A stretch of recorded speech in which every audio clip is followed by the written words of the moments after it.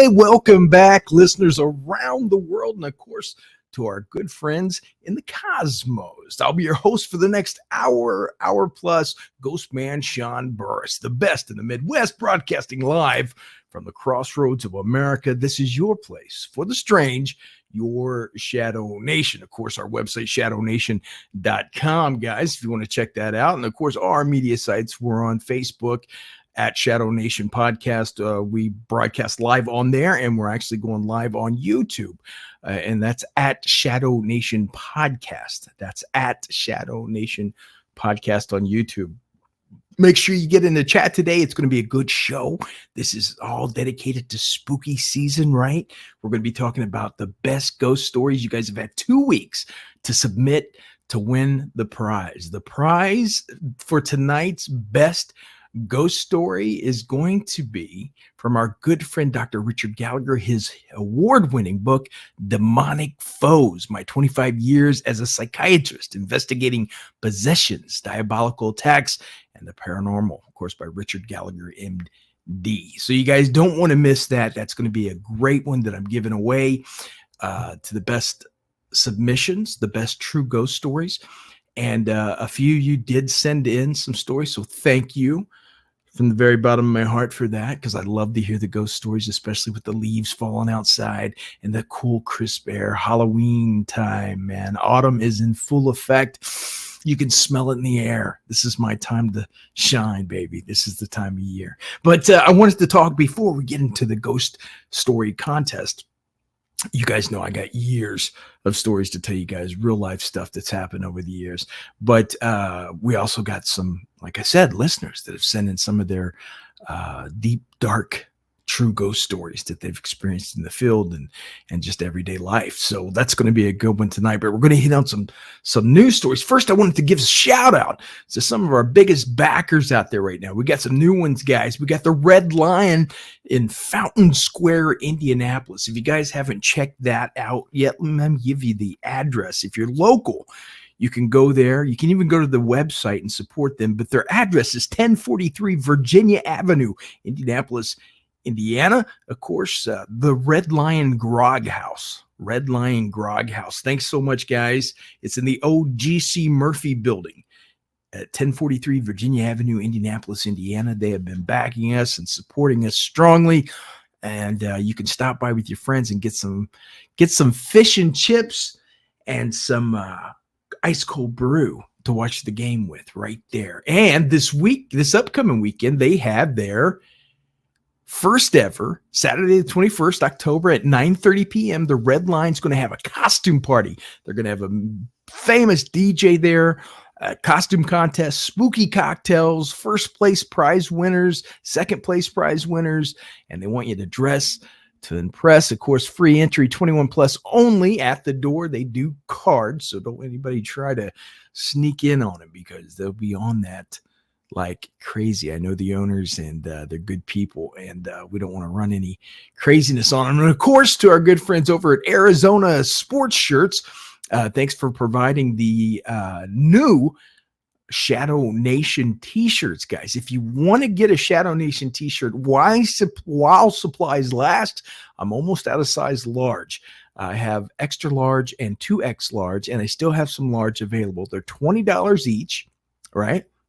$20. And if you email me, Shaun, SHAUN, at shadownation.com, tell me your size and give me your address, I will send that right out immediately. And you can pay me through Venmo or something like that. We'll work it out. No big deal. Okay, so special thanks to our new sponsor, Sports Arizona Shirts, Arizona Sports Shirts, the original racing shirt. Of course, the Red Lion. Thanks everybody so much for backing us here at the Shadow Nation. It's been a while, but we finally got some people back here in studio. I lost my board this week. Everything that can happen will happen. My actual light for the lighting broke, so I had to get that all glued back together last night. Something has wanted to stop the show. The supernatural must be involved somehow, but it is pushing on. I went early today because, of course, I'm a football fan, and most of you guys are too. I didn't want to miss anything in the old National Football League. So we're going to get this going, guys, but I wanted to hit on some stories first. There's a couple right from my side of town that happened this week. Actually, it was kind of funny, kind of funny stories. There wasn't much out there while I was looking around today, but I did find a few. The first one I wanted to talk about is right here from my hometown. Indianapolis police capture a cheeky monkey that escaped and went on the lam. That's right, guys. This comes out of the Associated Press. Indianapolis Momo the monkey's taste of freedom has come to an end. The primate spurred an hour-long search on Indianapolis East Side after he escaped Wednesday evening from his owner's property. But the male Patas monkey was finally, I think I said that right? Patas? P-A-T-A-S monkey was finally captured safely Thursday morning. That's what police are saying. Momo was captured by the brother of the monkey's owner, after police tracked the primate to a bathroom of a house under construction, said Lieutenant William Carter of the Indianapolis Metropolitan Police Department. There was more than enough monkey business for us, the department said in a post on X to announce Momo's capture. Carter said police were called to the city's east side about 6 p.m. Wednesday on a report of an aggressive animal that turned out to be the monkey on the run. Monkey on the run. Isn't that a song?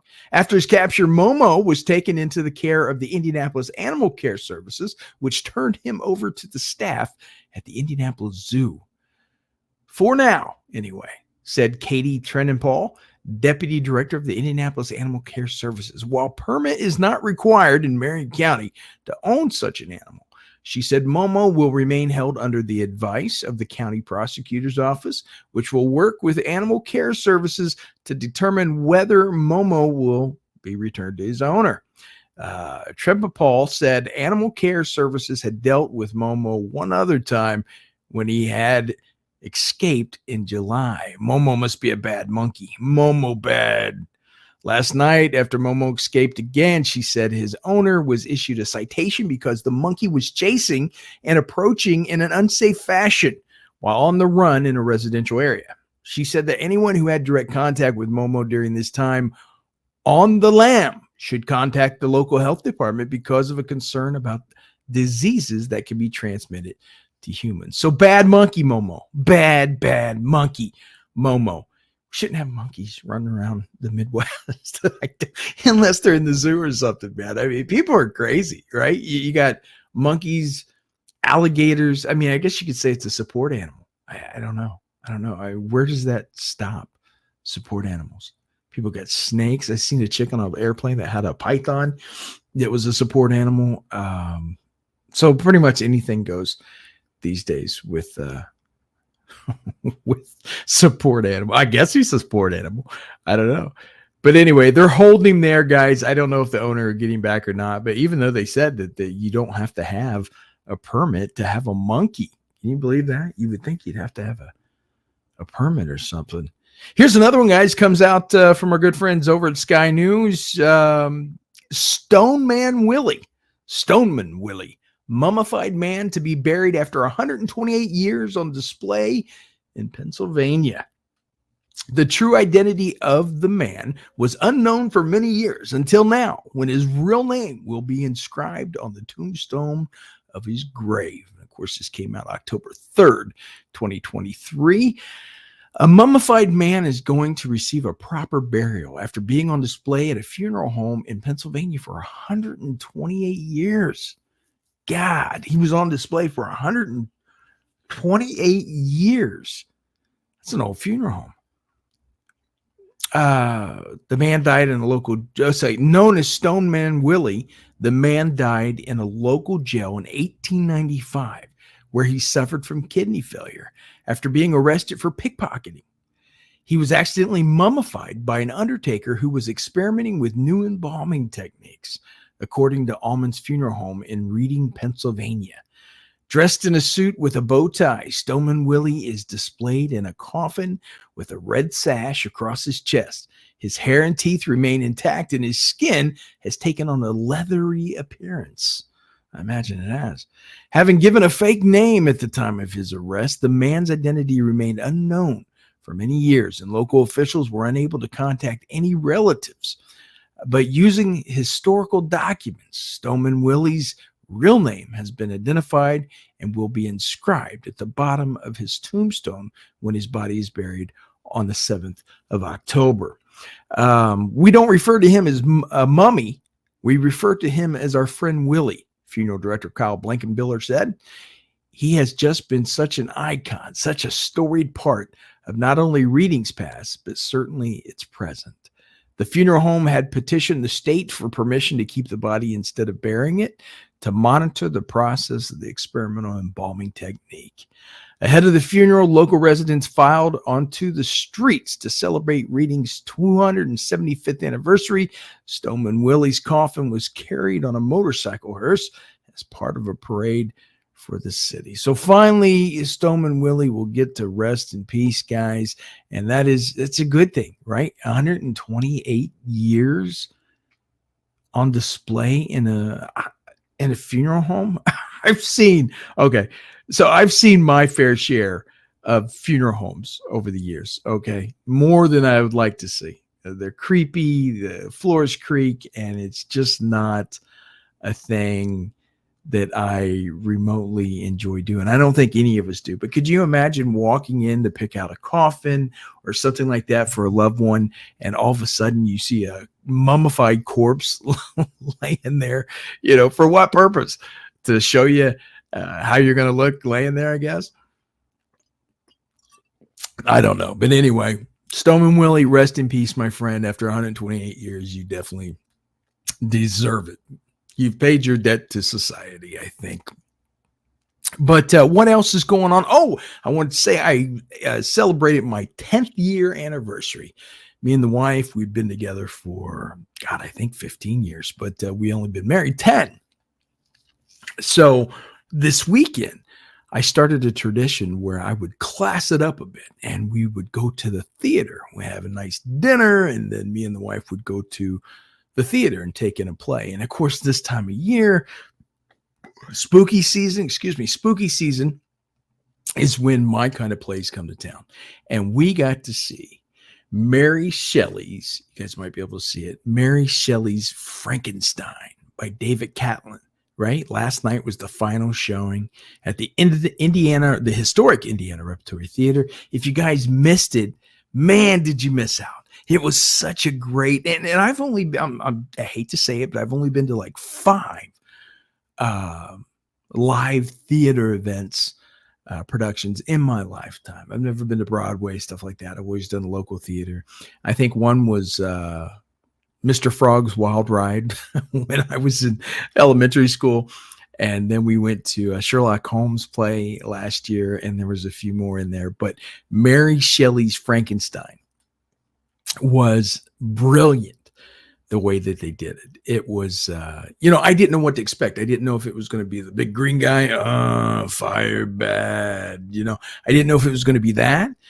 But it tells the story of how Mary Shelley came up with the idea for Frankenstein, and the ideas about creating of life, and how Victor Frankenstein struggled with his faith and creation of life, and how he denied, love to what he created. And such a good story, such an amazing story. And the way they brilliantly put it together is they show you what had happened with, because it was like a week-long session where they were, from what I understand, it was 4 or 5 of them.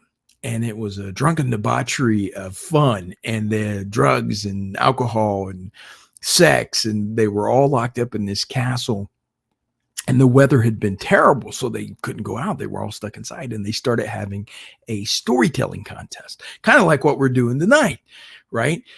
And the best story was what they were looking for, would win a prize. So they came up, Mary Shelley, of course, one of our greatest authors out there in history, came up with Frankenstein. And if you guys missed a play, it's amazing. So when it comes back next year, make sure you get out there and check that out, because it is truly, truly something to see, and you don't want to miss it.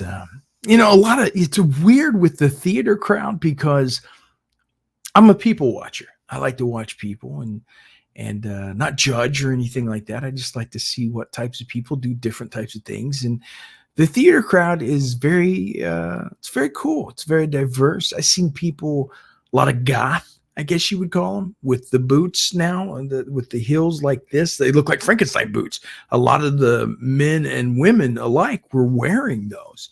And it wasn't for the play. It was what they were dressed up in, and like Beetlejuice striped socks up to their knees, and little Catholic schoolgirl outfits, and their hair was pink or blue and green. And it was just fun. It was cool. And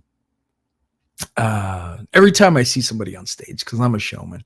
I love a packed house, and I love being center stage with the spotlight. And I love telling true ghost stories, especially, and telling people what I've experienced over the years. And I love being able to see that emotion, or hear the applause, or the gasp, or whatever, from the evidence that I've collected over the years and stuff. So it's I guess I see a little bit of what theater does, right? I've got to experience that a little bit from TV and from doing stage presentations with talking to the dead and things of that nature. So yeah, I love it. Every time I see somebody on stage or something like that, I want to be up there. I want to be part of it. But I'm not a trained actor.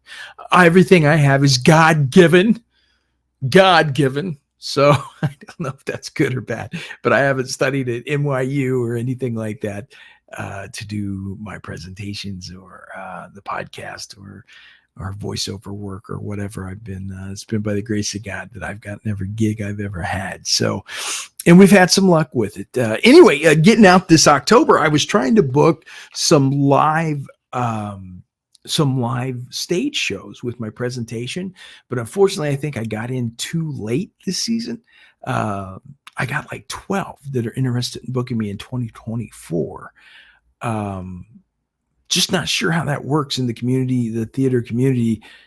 How can you book something that far in advance? But because I still like to go out and investigate too. You got to collect the evidence to be able to do the presentations on what you get. So, yeah, I don't know. Next year should be really busy for me, at least more busy than this year. It seems like nobody wants to cover anything to do with paranormal for spooky season this year.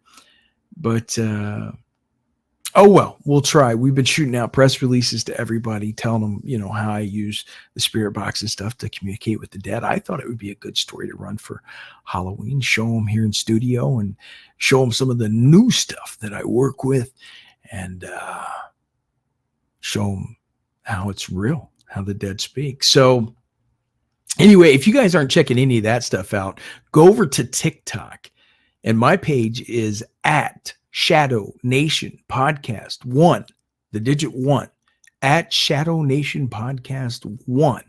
That is my page for TikTok, and that's where I do all the dead sessions. And see if you're not amazed by some of the stuff that comes through there, really, because I think if we're going to prove life after death, I think it's going to come through that. Because when you start thinking about radio waves, current frequency, all that stuff, going back to Nikola Tesla, Thomas Edison, they both believed that using certain type of techniques, developing highly technical machines that were very sensitive could actually lead to being able to talk, to break that gap between us and the veil. So yeah, it's definitely interesting. I'm going to change it. Maybe I wasn't ready this year for the stage.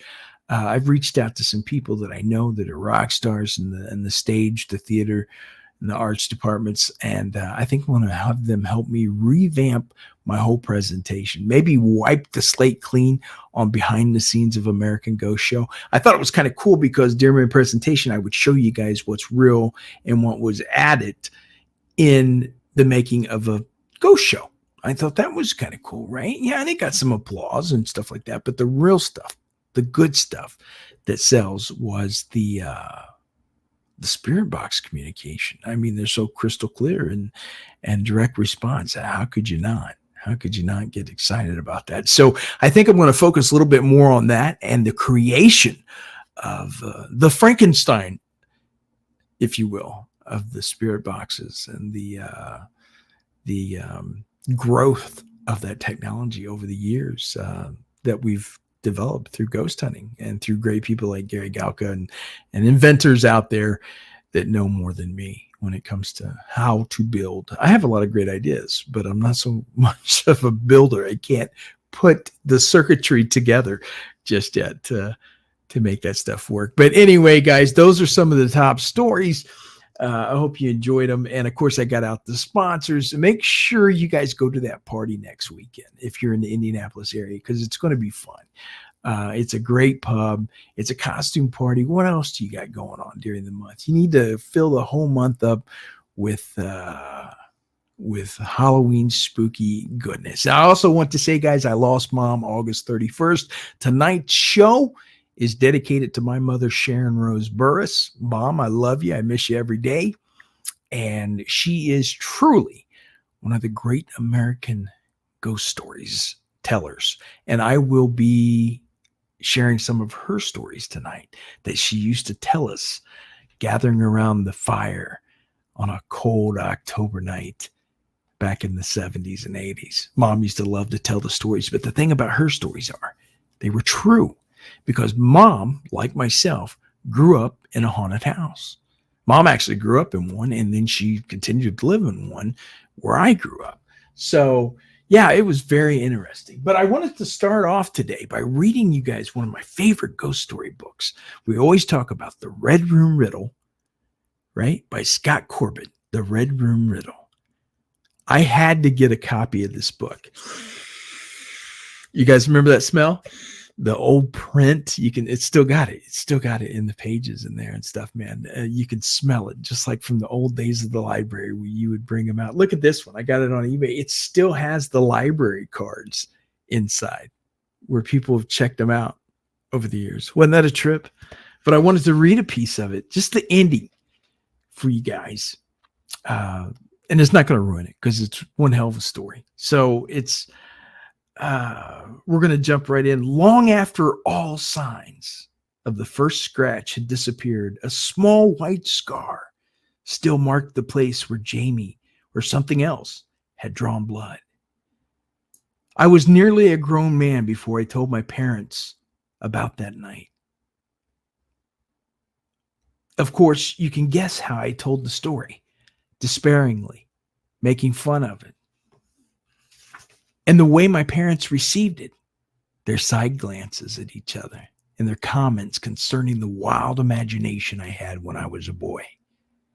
If I had been in their place, I would have probably reacted the same way. But I wasn't. I was the one who met the boy who lived with ghosts.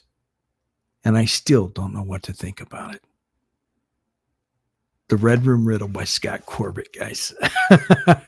It's an amazing, I've opened up a lot of my presentations just by reading that one section of that book. It stuck with me. It was a way to finish a story like that because I grew up with ghosts and I still don't know what to think about it. So I understand, but you guys got to check that out. It's a trip how they go on this huge adventure on Halloween night in this big old spooky mansion that's literally months away from being torn down, meeting the wrecking ball, which is sad because we lose so many mansions like that today and historical sites to progress. So I guess it's important to knock down this 200-year-old mansion to put in a new Starbucks. I don't know. What do I know? What do I know, guys? But anyway, maybe we better go ahead and jump into our ghost story contest. What do you guys think? Huh? I hope you got your submissions in because I'm going to be reading them and I'm going to be telling you the ghost stories in the best possible way that I can in that good old-fashioned Ghost Man way. So here we go. The contest begins in 2, 1. Shadow Nation Podcast, Ghost Stories.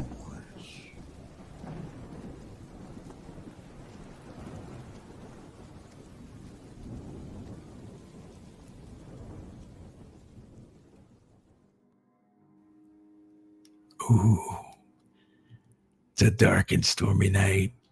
We got the music playing in the background, huh? This show today, like I said, is dedicated to the American ghost story. Not even the American ghost story, just ghost stories that haunt our dreams, that follow us around and stay in the dark recesses of our minds. Some of these stories have shaped us, molded us, and made us who we are today, especially these true experiences that have come down through history and happen every day. Amazing, amazing stories told by regular, everyday people. And that's what we're going to talk about today. So I wanted to start out with some of my true ghost stories because, guys, I'm writing a book about them. And by the time I actually finish the book, you guys will forget these stories I'm telling you on the podcast today. The first one I like to tell is titled The Mortician's House. It's a good story. The Mortician's House is a true story, and it's actually based in Indiana. It was an investigation that I was part of back in 2003, maybe something like that. I got a phone call from a family, and they said that they lived in a old 1800s house that had been used. It was right across from one of the largest cemeteries in that county I was in, and it had been used to embalm and prep the bodies before burial. And this family, I think to this day, it's still a rental. This family had called me, and they said that they had children in the house and that they were fearful that whatever it was in the house was going to hurt the kids. So, of course, my lights went off, right? My sirens went off right away. There was kids involved, and I wanted to go out and see what I could find out for these people. So I jumped into action, got all my gear together, and I went out to interview the family. So during the interview, I find out that they had been playing with the old Ouija board, right? Now, I don't know how you guys feel about the Ouija boards. Some people think it's a real phenomenon. I think it's a part of Americana. I guess it is what you make it, right? Like anything. If you give something power, whether that be from recognition or just the use of, who knows what door you open and who knows what can come through it. So I went out to these people's homes after we talked for a while, and I sat down at the table and I was talking to them about the situation.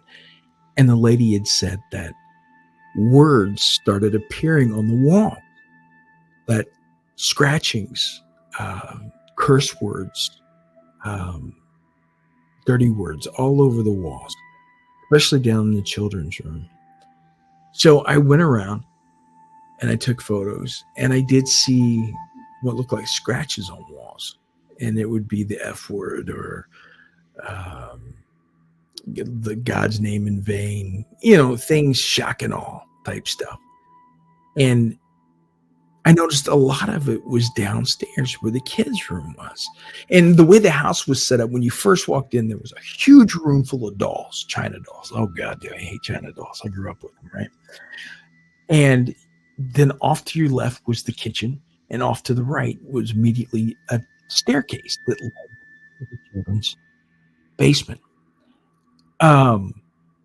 So I walked down there. I seen the scratchings on the walls, and you got to be skeptic. I'm thinking maybe the kids are doing this. Maybe the kids are doing this.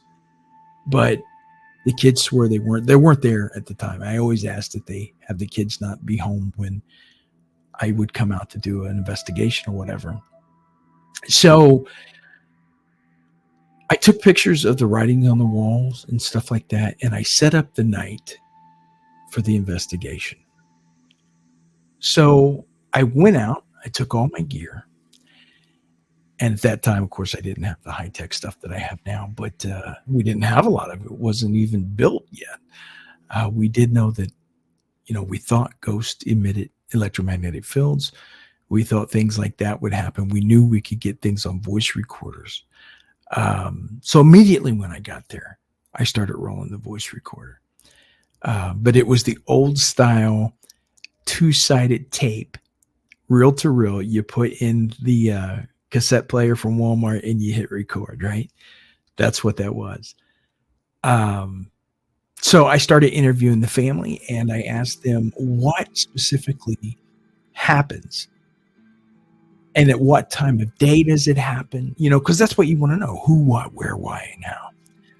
So I asked them what were you doing when these things happen? Because they were saying not only the writings on the walls appear, but things move by themselves. You hear whispers in the house. Certain times of night, all hell would break loose. Things would slam around. They would hear all these noises, and they would go upstairs, and a chair would be knocked over or something like that. But, other than that, not much. So anyway, I told them, which I've always been rogue. I've done things my own way. So most ghost groups didn't agree with what I did. But I told them, well, let's recreate what you guys were doing. You were playing with the Ouija board when it happened. So we waited around all day long. And it got about 10, 11 o'clock at night. Usually activity starts 10 to 3, something like that, for whatever reason. And they started playing with the Ouija board. And they started getting responses, very fast responses. The planchette was actually moving all over. I could see it. And I could see that they weren't faking it. There was 3 of them in the house. The kids weren't there. It was the parents, the homeowners, or the renters, and their friend. And while they were doing that, I had the cameras rolling. I had the audio going. And I was sitting in the front room surrounded by all these dolls, these creepy dolls with their glowing eyes in the moonlight, right? The China dolls. And a doll's head. I looked over. I seen the doll staring straight ahead. And I started talking to the family and watching the room at the same time while they were playing with the Ouija board to see if anything was going to pop off. And I swear within 2 minutes, I looked back over in the part of the house where nobody was. And the doll's head had turned and was staring right at me.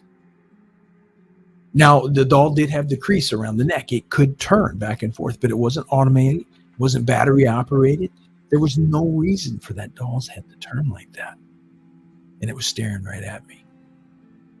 So I knew at that moment, well, after I struggled with it for a while, was the head like that before? Was it not? I know it wasn't. Because I got it on photographs, because I went through and took photographs. The doll's head was totally straight. And then after the session started, the doll's head turned and was looking at me. I didn't see the head turn. I seen the after effect when it had already turned.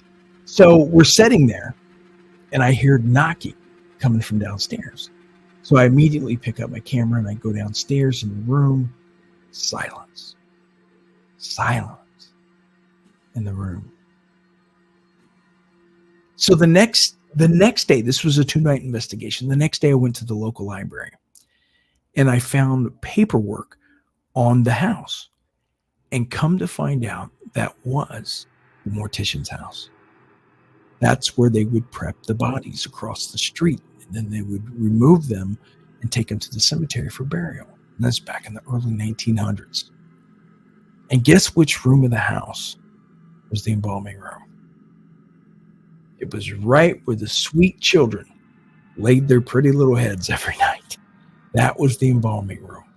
And as I lifted the carpet back, you could see the big drain, huge drain, in the middle of the floor. and the little tracks in the concrete where the blood would run down and all the bodily fluids from the tables. And that was the actual embalming room. So things started coming together for me in my mind. So on the last night I'm there, I did a lot of EVP sessions, stuff like that down in the kids' room. Nothing. Got no response.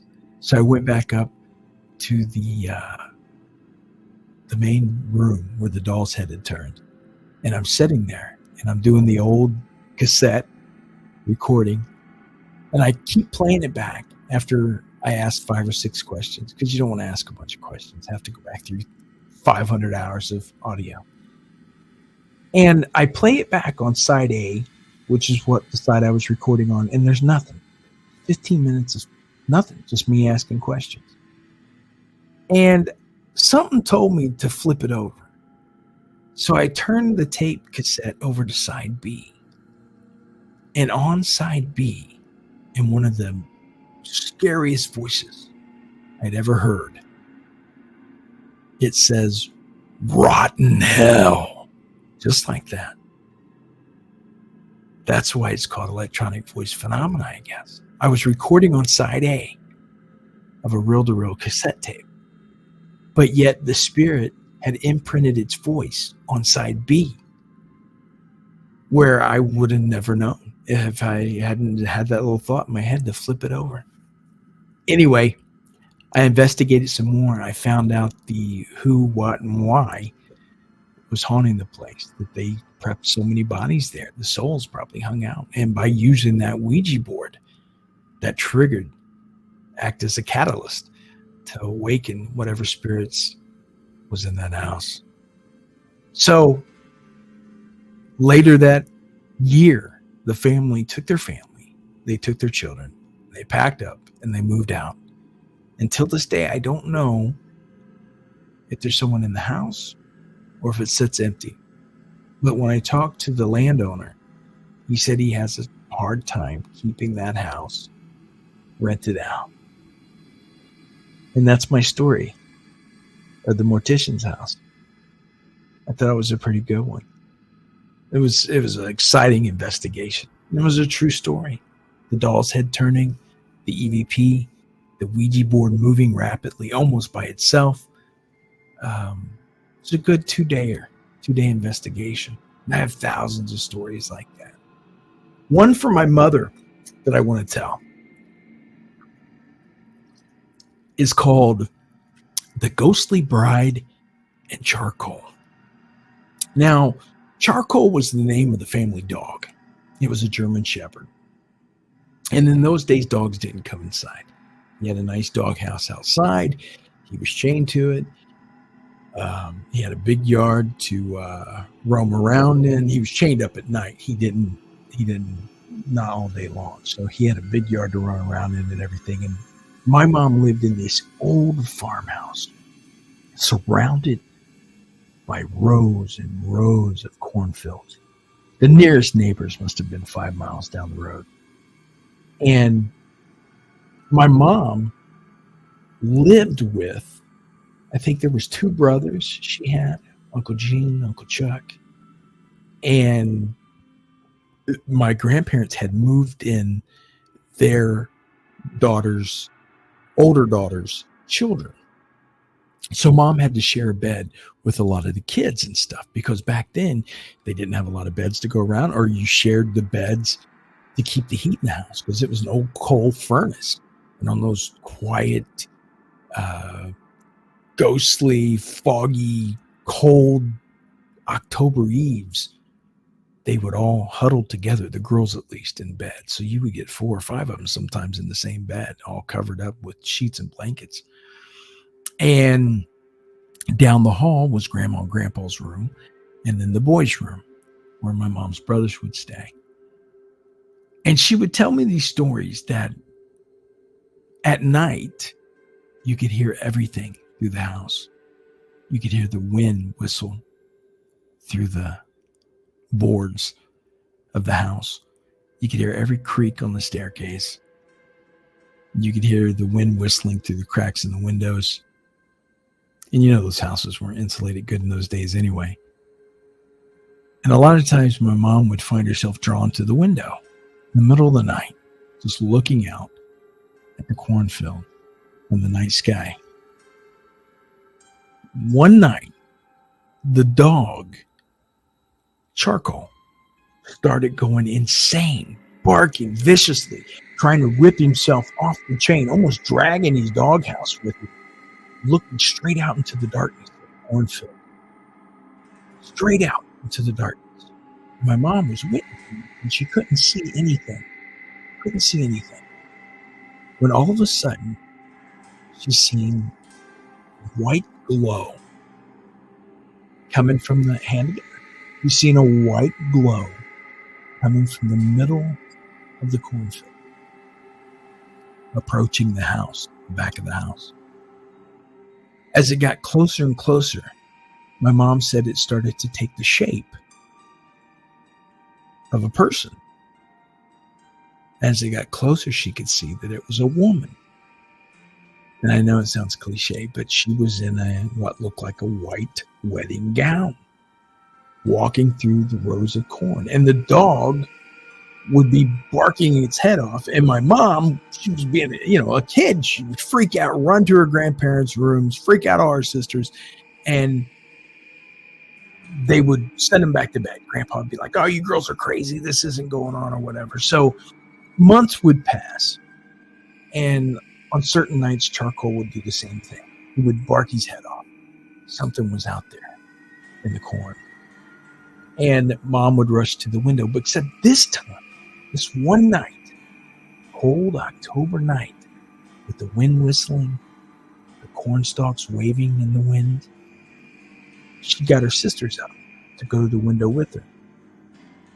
And when they went to the window, they looked down and they seen Charcoal was fully erect, standing upright, barking, going hysterical. And they seen what looked like the ghostly bride of a woman that would walk right to the edge of the cornfield. And as she went to step out of the corn onto the backyard property, the moment she did that, she would disappear into the quiet of the night. Mom always used to tell that story, and it stuck with her forever. She actually researched it after these occurrences had happened. They didn't happen every day, but they would happen monthly for a long time. And she researched as best she could back then by going to the local libraries. And she walked through the cornfields daily walked through the cornfields. And one day, the farmer had plowed the corn, so you could see things a lot better. Mom was out walking through the fields, and she stumbled across a stone with a woman's name on it and a date of death. That's all I had. No born date, just a date of death and a woman's name. So Mom always assumed that the apparition of the ghostly bride that they would see nightly there for a while, that was that lady's grave, still looking for whatever she didn't find in life that she was hoping to find in death. Stories like that stuck with me. I loved it. Charcoal the dog, the ghostly bride wandering the cornfield. So it was some of my mom's favorite things. Now for one of my ghost stories. Growing up on the south side of Indianapolis, I've told you guys this over the years, different types of stories. But when we first moved in with my dad, he had bought this old house to renovate on the south side of Indianapolis. It was about 120 years old, something like that. And the upstairs was painted completely black with black paint. And there was a devil on the wall. Now, this was late 70s, early 80s. So you could say it was Ozzy Osbourne, or, that was the Satanic Panic time timeline kind of thing. Kids were, that was cool, right? Bat out of hell, all this stuff. But there was something different about this room. It just had a weird feeling to it, a weird vibe. And months after we moved in with Dad, while he was working on the house, nobody stayed upstairs, of course. Nobody. That was reserved for attic space. And it seems like every time a relative would die, we would inherit a piece of an artifact, a chair, or I think every family has something like that, a room where you inherit stuff and you don't have anywhere to put it, but it's too old to get rid of. So they would keep these chairs and tables and artifacts that they inherited from the dead relatives upstairs. Well, one day I overheard my dad and the guy, Wyatt, was the next door neighbor across the street, and he had sold Dad the house. It was a rental. Dad talked him into selling it to him. And I remember I overheard him telling him about a lady that had hung herself in the upstairs attic in our house. Now, in our home, it was weird. A lot of the big old homes, they didn't have like the doorways you see now that you walk through. It was big archways that would lead from one room to the next. My room was more of a passageway, not a room, but it was like a hallway, a big hallway that you would walk in from the dining room to the staircase leading upstairs. And I remember lying in bed at night. I had an old light bulb on a chain. That was it. It was an actual chain hanging from the ceiling, and the light bulb would screw into it, and you would click it on, click it off, right, by pulling the chain. I remember laying in bed at night and hearing the footsteps come down those old creaky stairs in the house. And I remember they would get to the very end of the staircase. And while the whispering was happening, you couldn't make it out what she was saying. But while that was happening, my sheets started getting pulled. Not like in The Conjuring. Not vicious. It didn't throw me across the room. The sheets didn't go flying. Just little by little, I could feel the sheets slowly slide down my body. One night I finally got enough courage up to look over the bottom of my bunk bed, and there was nothing there. So I can't tell you how many nights I woke up where my vocal cords were paralyzed, screaming for my mom or my dad when my sheets were being pulled. You guys ever had that? You just couldn't.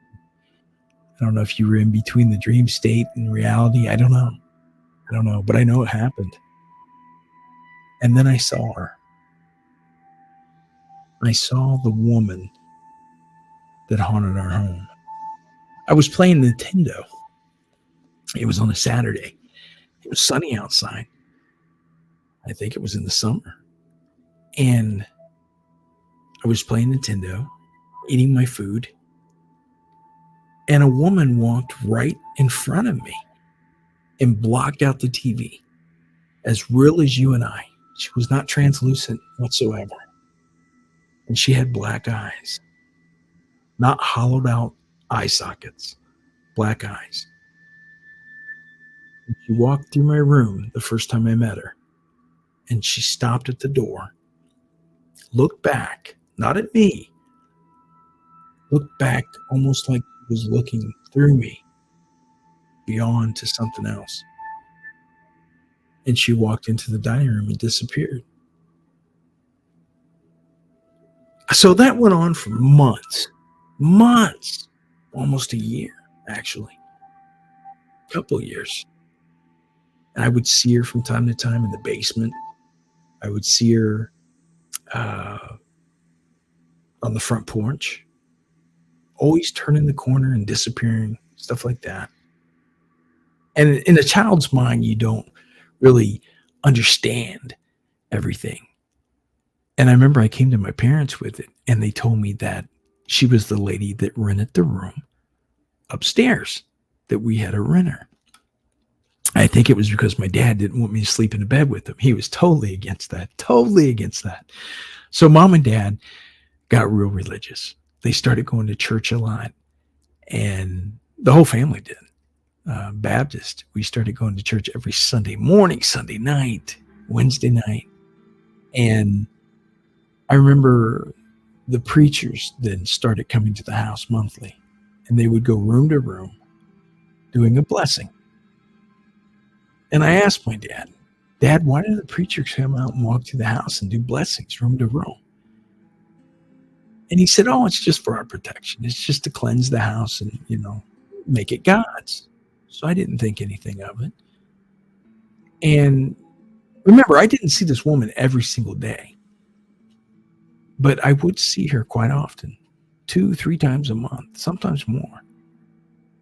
And not only did I see her, but my cousins that would spend the night with me, my mom, my dad, the whole family knew that the house was haunted, except me. And one day, finally, my parents set me down and they said, the lady renting the room upstairs that we told you about, it's not a real lady. The house is haunted. We have a ghost in the house. And they tried to do it in a way. They never advise you in any pamphlets how to talk to your kids about a haunting. So bravo to my parents, because they did it in the best way possible. They set me down in the front room and they told me that we had a ghost in the house and she wouldn't hurt us. And we leave her alone. She leaves us alone. And that's the way it went on for years. You would see her. Sometimes you wouldn't. Sometimes you would go a month without seeing her. And then you would see her almost every day. So that's the story of the apparition that haunted me when I was a kid. And that's what started everything in ghost hunting community for me, working with ghost boxes and stuff, because it set me on a quest to find the truth and to find others that experienced things like that in their life. So I wonder to this day if the lady still wanders the halls on Webb Street in the old house. It's a rental now. It's since empty quite a bit. It changed. I think I looked it up on Zillow, which is a rental site or whatever, or like a property sales site. And it's changed hands since we moved out of there probably 15 to 20 times. So people aren't staying there. So my guess is she still walks the halls and people get glimpses of her from time to time. But that's my story of the hanging ghost of Webb Street. That's my backstory. Anyway, guys, those are some of the those are some of the best stories I have from the book that I'm writing. My mother, I've added one of her stories in there. I added one of my stories and 2 of my stories. So now we're going to jump into the the listener submission stories, and I'm going to try to do the best I can because some of them didn't use the best autocorrect correction to their writing. So the first ghost story comes out. There's no title on it. It's a ghost experience, basically. And it goes like this. My aunt was seeing a guy let's start that over. My aunt was seeing a guy who a witch had a crush on. She lived in Vegas at the time, seeing strange things in her room, and said cats were attacking her. She would come out of the room with various deep scratches, gouges in her missing, and pieces of hair missing off her head. It got worse and worse, seeing things, hallucinating, etc. A group of my family members decided to do a prayer circle for her at a wealthy uncle of mine's house. It was a mansion he bought fully furnished, so he didn't have to bring anything in during the prayer circle. She kept pointing at a painting of ships on the ocean and saying, "Please remove that painting." The man continues to laugh at me. So she would say to remove the painting of the ships at sea, that man continues to laugh at me. Hearing this, they finally removed the painting from the wall. And as she went to take it out of the room, they noticed an older painting on the back of a clown laughing. Her situation got worse and worse. She finally fell into a coma for 2.5 years. She miraculously came out of the coma when the witch died of natural circumstances. Now fast forward to a place where my father went down to Costa Rica, where this all took place, and he rented the room from her parents. He eventually dated my mom. They had me. I went back down every summer to visit family members. On one occasion, I was staying in that room, and after dark, I had something reach up under the cover and grab my toe. I jumped up, turned on the lights, and realized the door was locked and no one else was in the room. I turned off the light, jumped back into bed, and it happened again. This time so violently that it almost pulled me off the bed. I was about 12 years old and spooked out of my mind.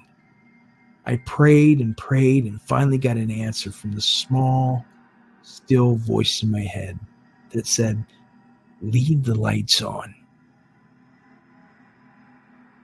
Oh, that same toe would later have issues when I was in and around the area known as Skinwalker Ranch. What it was that pulled my toe way back then, I may never know, but it has affected my life ever since.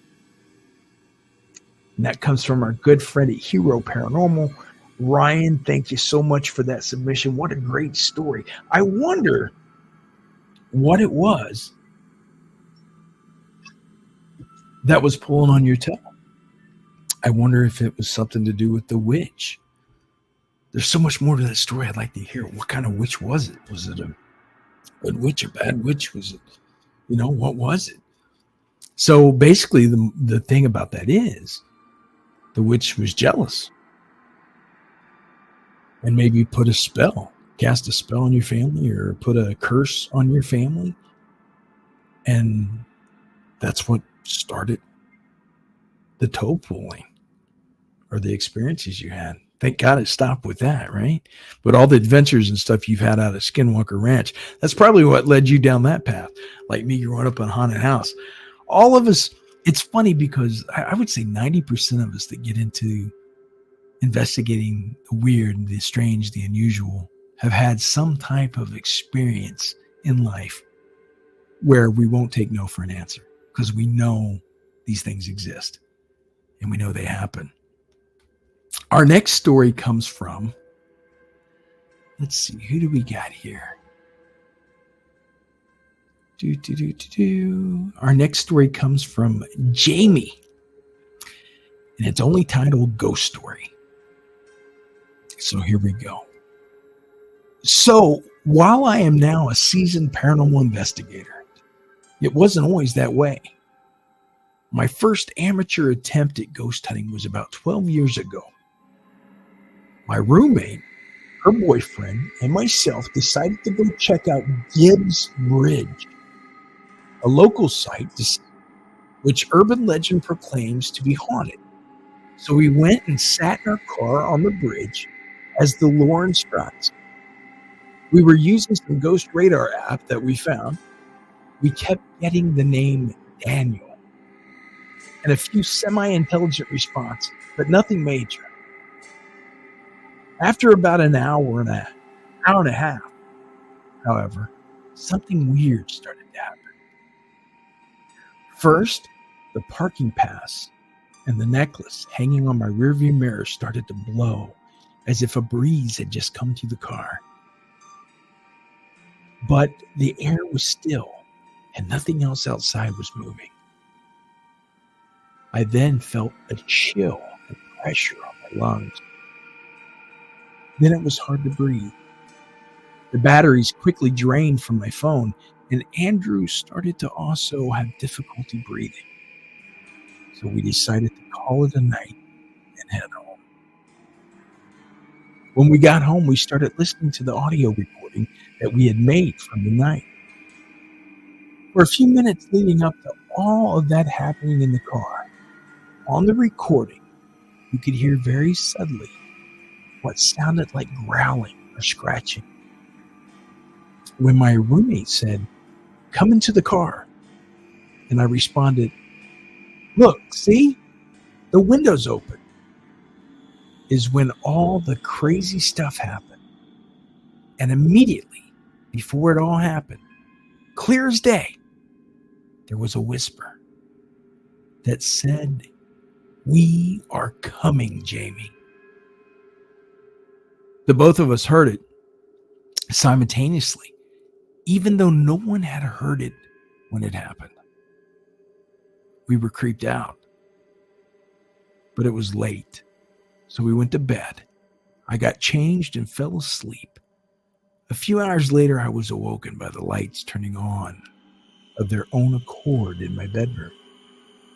When they did, I noticed the clothes that I had been wearing were no longer in the laundry basket where I had put them, but rather were sitting several feet away on the floor. So, my roommate did a cleansing the next day, and while nothing else happened from there, it inspired my quest to eventually join a paranormal team, which I have been on now for 5 years. If I look hard enough, I may still have that original EVP somewhere. Jamie Narkett. Well, thanks, Jamie, for that story. That is a good one. It's amazing what you can do, and keep doing that with the ghost hunts and going out there with your crew and stuff. I've been doing it for over 23 years, investigating the paranormal cases and going out in the field. So it's definitely worth the ride if you're up to the challenge, because you do come face to face with some things that will blow your mind. But what an amazing story, guys. Thanks so much for submitting those stories to me. And long live the scary storyteller, because you're truly the one that hands the torch off to the next generation around the campfire, telling the stories. I love it, especially when they're true. Anyway, guys, that's about it for today. We've ended the segment of ghost stories. We've gotten 4 or 5 good ones out there. And we can now end the ghost story portion of the show.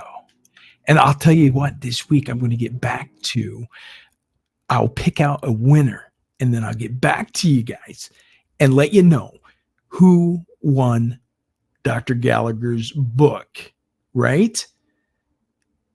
Demonic Foes. My 25 years as a psychiatrist investigating possessions, diabolical attacks, and the paranormal. You will have to send me your address or something, post box office, whatever, where you want me to send the copy to. So with that said, guys, I hope you enjoyed today's show. And of course, you hear the music. That's the music right there, guys. That's the one playing now. I want to say special thanks to all our new sponsors, the Red Lion Grog Club. Remember, guys, next week they're going to be having their Halloween party. You don't want to miss that. You want to make sure you show up. First place prize, second place prize, dressed to impress, music by the DJ, costume contest, spooky cocktails. Of course, it's going to be at the Red Lion at 9:30 p.m. Saturday, 21st of October. Our good friends over at Arizona Sports Shirts GhostManShaun.com, the original racing shirt. Check them out. And make sure to go to the Red Lion, guys. You can go today and get some fish and chips and an ice cold brew. And say hi to the owners for me. They know the Ghost Man very well, and they love the Shadow. So anyway, guys, this has been another episode of your Shadow Nation.